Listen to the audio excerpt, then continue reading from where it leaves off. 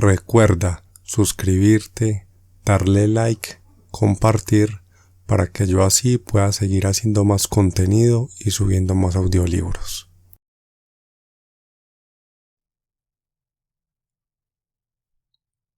Petróleo, por el autor y escritor Upton Sinclair.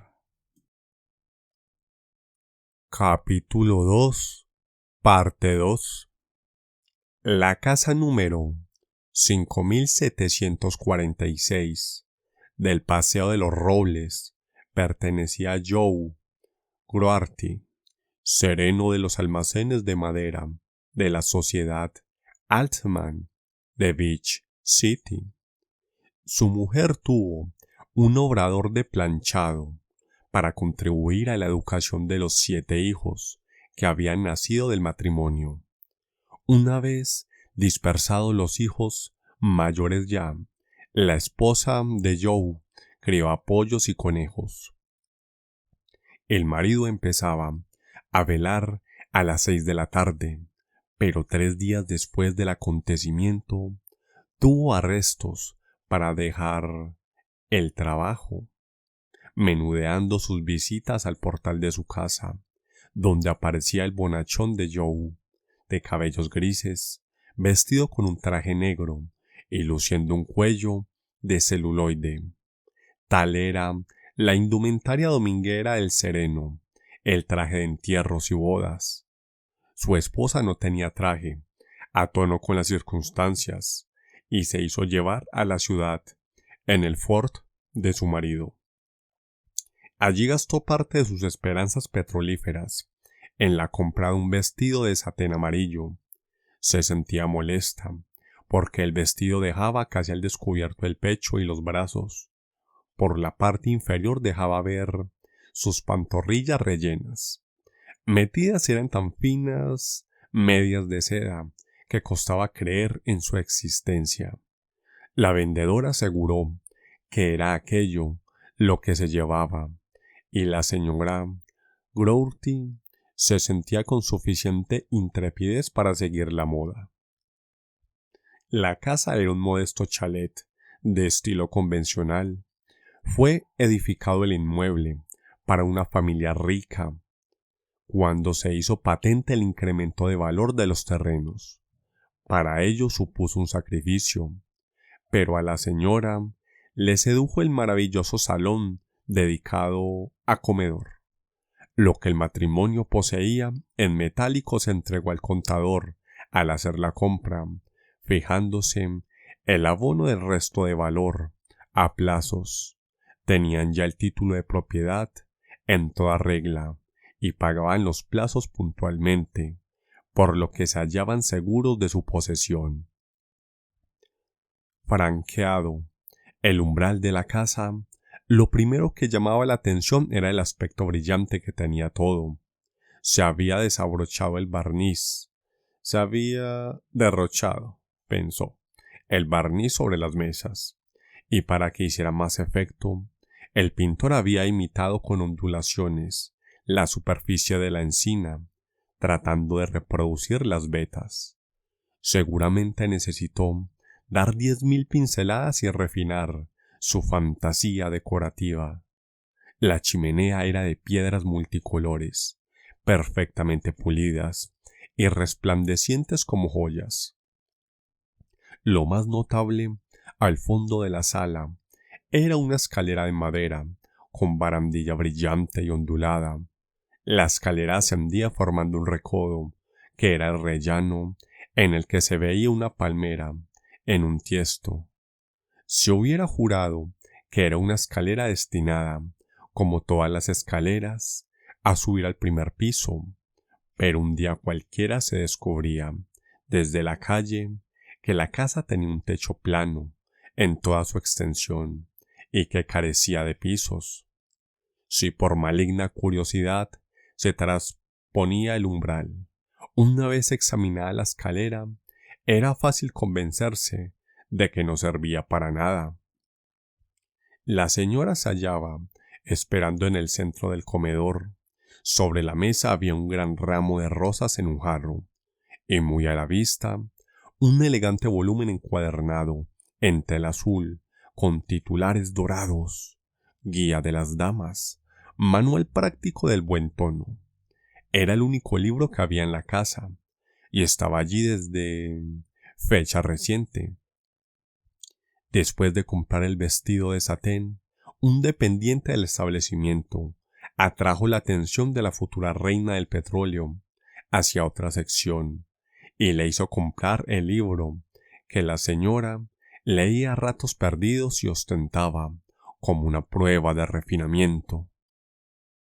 Llegó en primer lugar la viuda de Morchy, que vivía en una casita al final de la manzana, con sus 2 hijas. Llevaba mitones negros y tenía aspecto de persona tímida. Se extasió ante el vestido de la dueña de la casa, a la que felicitó por la suerte de vivir en la parte sur de la colina, donde era posible vestirse de aquella manera. Por la parte norte, el viento contenía petróleo y todo lo echaba a perder. No faltaba quien temía encender fuego por temor a una explosión.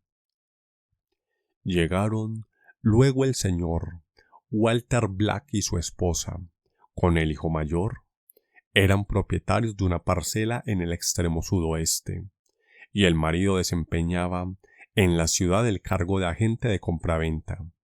El señor Black llevaba un traje a cuadros y tenía maneras graves. Luda como colgante de la cadena del reloj un amuleto, pequeño monstruo de oro.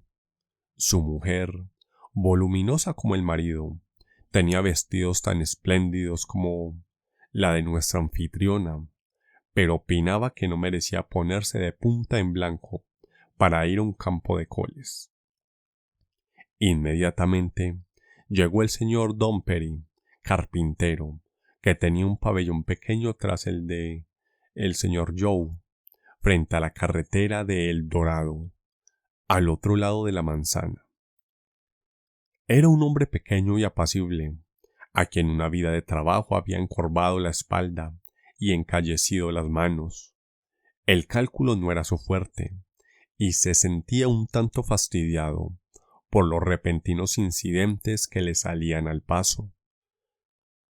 Entraron los Reitel, confiteros establecidos en la ciudad. Se trataba de una pareja joven, amable y gentil en extremo, dispuesta siempre a complacer a todo el mundo. Solo contrariaba a los jóvenes, no por ejercitar su innata filantropía. Eran propietarios de uno de los pequeños solares de la zona. Se presentó el señor Hank, hombre flaco, de cara afilada como un cuchillo y voz irritada. Poseía la parcela contigua a la de nuestros anfitriones.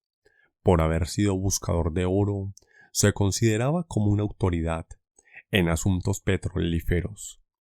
Le siguió Dibley, el abogado que representaba al propietario del extremo noroeste. Había insistido repetidamente en suscitar cuestiones intrincadas de difícil comprensión para los profanos, y hacía lo posible por separar a los propietarios de la mitad norte de los propietarios de la mitad sur. También acudió a la reunión el señor Goldie, titular de una de las parcelas medias. Nadie sabía a ciencia cierta qué oficio o profesión ejercía el señor Goldie, pero se imponía por su corrección en el vestir y sus maneras distinguidas. Actuaba, por regla general, de conciliador. Hablaba copiosamente. El único inconveniente que tenía eran sus peroratas. Era que al terminar no se sabía lo que había dicho. Entraron los Brumley, matrimonio de edad, que tenía capital y vivía con holgura. Los acompañaban los Looker, 2 sastres judíos, a quienes los Brumley no hubieran dirigido la palabra en otros tiempos, fuera de la sastrería, pero los Brumley, con los Looker, reinaban sobre 4 de las parcelas medias.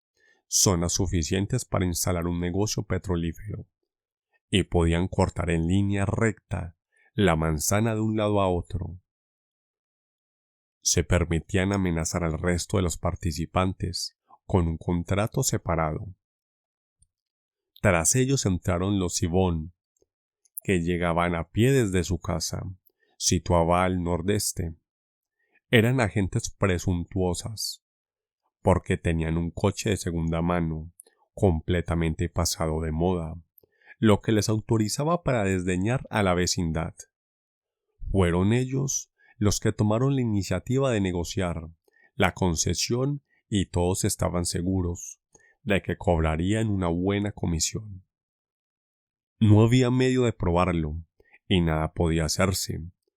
Se había visto en otras ocasiones que los negociantes hacían promesas por el estilo.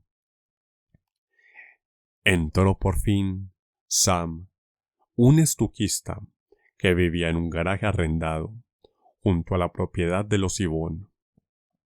Su parcela no tenía apenas ningún valor, lo que no impidió que reclamase más enérgicamente que nadie para que se impusiera al arrendador el pago de gastos de traslado del inquilino. Llegó hasta querer imponer una cláusula estipulando una indemnización por las filas de hortaliza plantadas en su parcela. Quisieron hacerle callar los propietarios, y ante la consternación de todos, el silencioso Dumperry se levantó, declarando escuetamente que la proposición le parecía razonable. Él mismo tenía maíz y alubias en plena floración, y pedía una cláusula puntualizando que el primer pozo se horadara sobre una parcela yerma, dando tiempo a los hortelanos para recoger el fruto. Fin del capítulo.